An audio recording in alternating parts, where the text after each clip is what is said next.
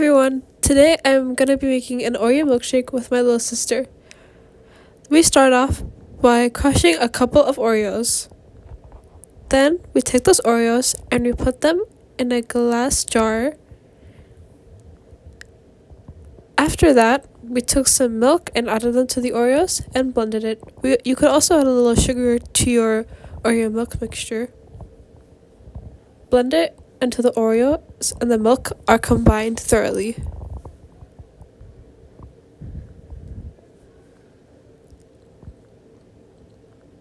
After that, serve your milkshake in a nice glass cup, and yeah, just pour it out.